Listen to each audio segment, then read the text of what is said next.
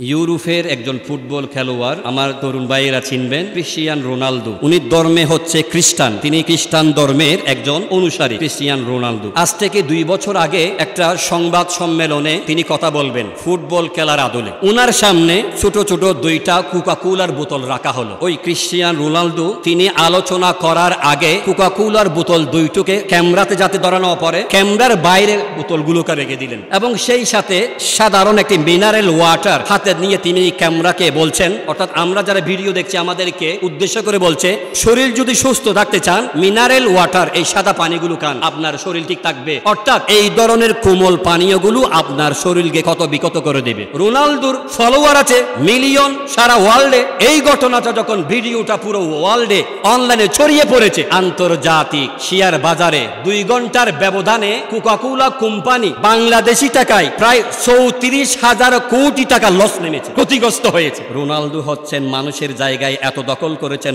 ভালোবাসা পেয়েছেন, তিনি কোকাকোলাকে বর্জন করেছেন। এই ভিডিওটা হয়েছে মাত্র 2 থেকে 3 সেকেন্ডের একটা ভিডিও। কোকাকোলার বোতল সরিয়ে ফেলেছেন। উনার ভক্তরা উনাকে এত ভালোবাসেন, আগামী 2 ঘন্টার মধ্যে কোকাকোলাকে মানুষ এমন ভাবে বর্জন করেছে, কোকাকোলা কোম্পানি প্রায় 2 ঘন্টায় শেয়ার বাজারে 34,000 কোটি টাকা অপচয় হয়েছে, তাদের কি হয়ে গেছে, লস হয়েছে। এখন আপনাদেরকে বলতে চাই, খ্রিস্টান ধর্মের একজন ব্যক্তি যদি কোকাকোলাকে অপছন্দ করে মিসগাইড করে, তাকে জিজ্ঞেস করা হলো কেন আপনি এটা করলেন, তখন সেই বলতেছে ইহুদিরা ফিলিস্তিনের নারী শিশুকে হত্যা করছে, মানবাধিকার লঙ্ঘন হচ্ছে। সেই বলতেছে এই কথা, সে ইসলামের কথা বলছে না, সেই মানবাধিকার কথা বলতেছে।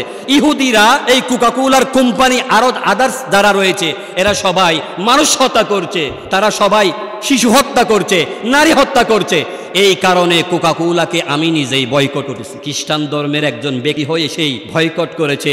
মুসলমানরা কসম করে বলেন তো, গত ঈদুল আজহার যখন আমরা চাউলের রুটি দিয়ে গরু গোস্ত পরোটা দিয়ে খাচ্ছি, এরপরে কি আমরা কোকাকোলা, পেপসি, 7 আপ এগুলা গিলি নাই? বলেন। মনে রাখবেন, আপনার টাকায় ইনকামকৃত এখান থেকে একটি অংশ ইসরায়েলে চলে যায়, আর ওই ইসরায়েল টাকা পেয়ে আমাদের মুসলিম ভাই বোন ফিলিস্তিনের দিকে তারা গুলি ঠাক করেছে। আপনার দেওয়া টাকায় সহযোগিতা পেয়ে আমার মুসলমান ভাই বোনদেরকে তারা হত্যা করছে, ঠিক না বলেন?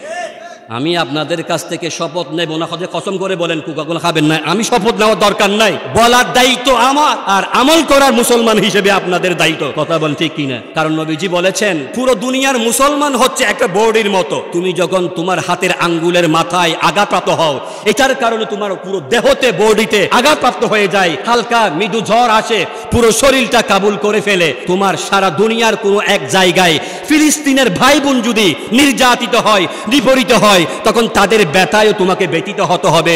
তুমি যদি ব্যতীত হও, তখন তুমি বুঝে যাবে ফাক্কা একজন ইমানদার হাঁটি। কথা বলেন ঠিক কিনা?